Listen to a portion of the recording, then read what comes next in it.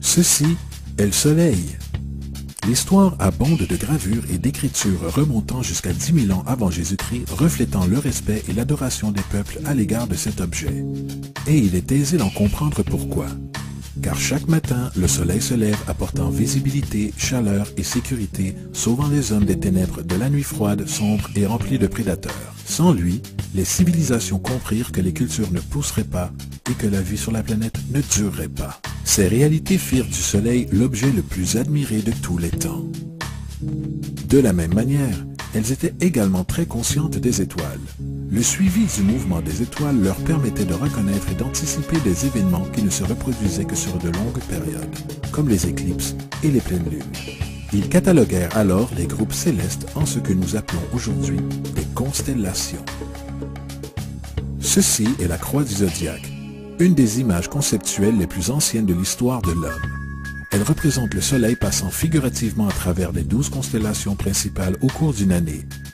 Elle représente aussi les 12 mois de l'année, les 4 saisons et les solstices et équinoxes.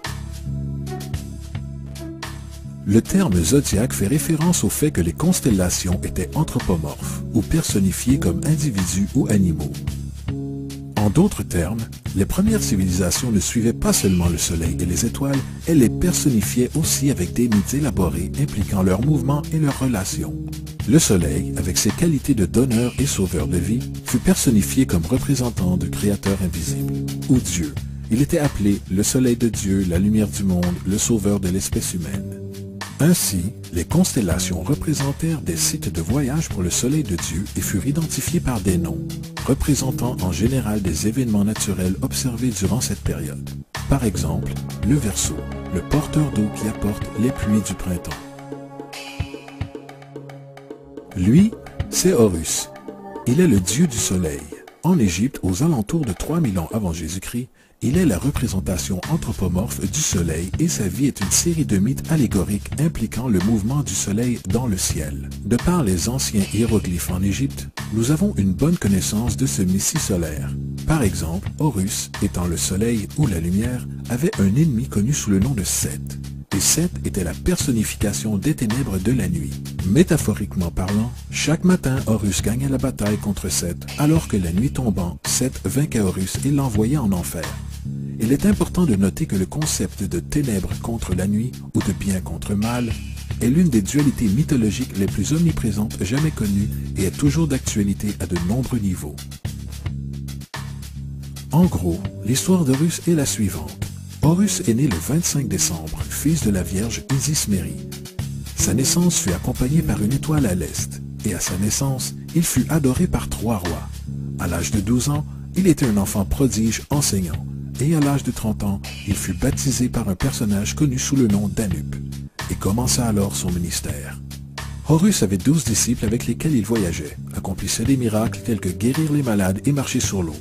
Horus était connu sous de nombreux noms symboliques, comme la vérité, la lumière, le fils oint de Dieu, le bon berger, l'agneau de Dieu et beaucoup d'autres encore. Après avoir été trahi par Typhon, Horus fut crucifié, enterré durant 3 jours, puis ressuscita.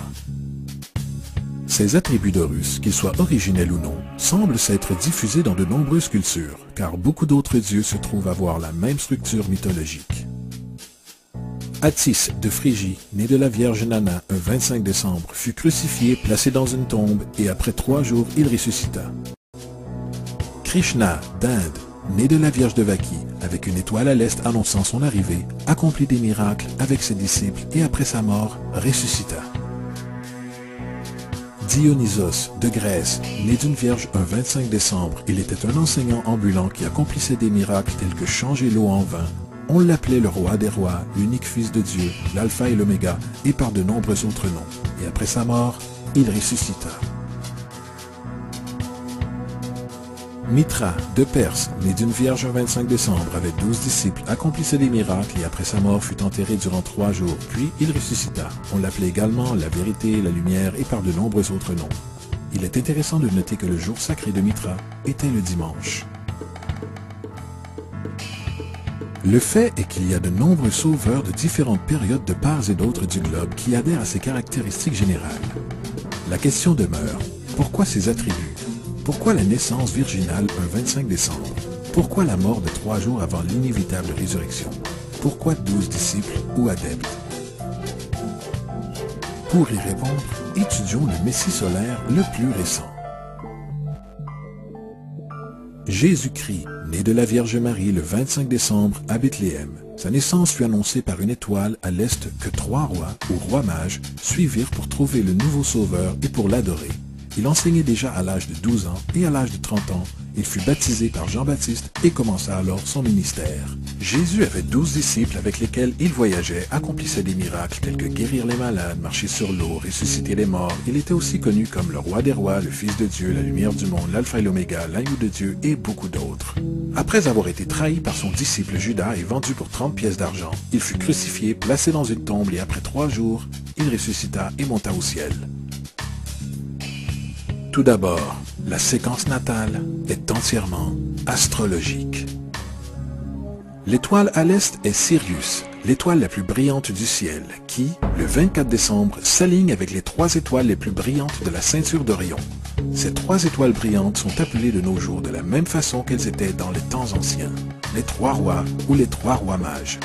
Les 3 rois et l'étoile la plus brillante, Sirius, pointent toutes dans la direction du lever du soleil au 25 décembre. C'est pourquoi les 3 rois suivent l'étoile à l'est pour localiser le lever du soleil, la naissance du soleil. La Vierge Marie est la constellation de la Vierge, aussi connue comme Virgo. Virgo en latin signifie Vierge. La constellation de la Vierge est également appelée la maison de pain, et la représentation est d'une Vierge portant une gerbe de blé. Cette maison de pain et son symbole de blé représentent août et septembre, à la saison des récoltes. À son tour, Bethléem en fait se traduit littéralement par « maison de pain ». Bethléem fait donc référence à la constellation de la Vierge et un endroit dans le ciel et non sur terre. Il existe un autre phénomène très intéressant qui se déroule autour du 25 décembre ou du solstice d'hiver. À partir du solstice d'été et jusqu'au solstice d'hiver, les jours s'écourtent et se refroidissent. Vu de l'hémisphère nord, le soleil semble s'éloigner vers le sud et de devenir plus petit et faible. Le raccourcissement des jours et l'expiration du temps des récoltes à l'approche du solstice d'hiver symbolisaient pour les anciens le processus de mort. C'était la mort du soleil. Au 22 décembre, le déclin du soleil était complet, car le soleil, ayant voyagé vers le sud continuellement pendant 6 mois, arrivait à son point le plus bas dans le ciel. Ici, une chose étrange se produit. Le soleil cesse de descendre vers le sud, du moins perceptiblement pendant 3 jours. Durant cette pause de 3 jours, le soleil se situe à proximité de la constellation de la Croix du Sud, ou Crux. Et après cela, le 25 décembre, le soleil se décale d'1 degré, cette fois-ci vers le nord, présageant les jours plus longs, la chaleur et le printemps. Et ainsi il fut dit, le soleil mourut sur la croix et après 3 jours de mort ressuscita ou renaît. C'est pourquoi Jésus et de nombreux autres dieux du soleil partagent le concept de la crucifixion, des 3 jours de mort et la résurrection. C'est la transition du soleil juste avant son changement de direction pour retourner dans l'hémisphère nord et apporter le printemps, donc le salut. Cependant, ils ne célébrèrent pas la résurrection du soleil avant l'équinoxe du printemps, soit Pâques.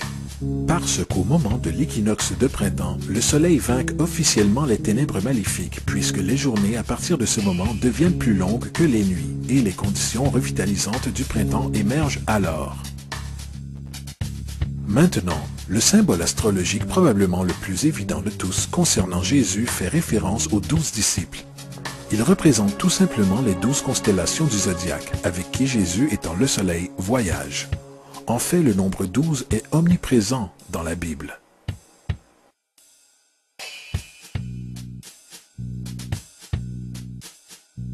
Revenons à la croix du zodiaque, la vie figurative du soleil. Cela n'était pas seulement l'expression artistique, ni un outil pour suivre le mouvement du soleil, c'était aussi un symbole spirituel païen qui ressemblait à cela.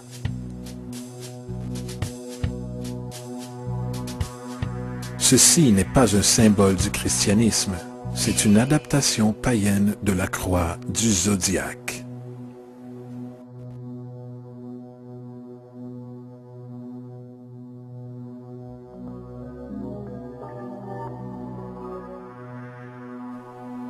C'est pourquoi Jésus, dans l'art occulte primitif, est toujours dépeint avec sa tête sur la croix, car Jésus est le soleil, le Fils du soleil, la lumière du monde, le Sauveur ressuscité qui va revenir, comme il le fait à chaque matin, la gloire de Dieu qui défend contre les méfaits des ténèbres. Il renaît chaque matin et peut être vu d'entre les nuages, au plus haut des cieux, avec sa couronne d'épines ou rayons de soleil.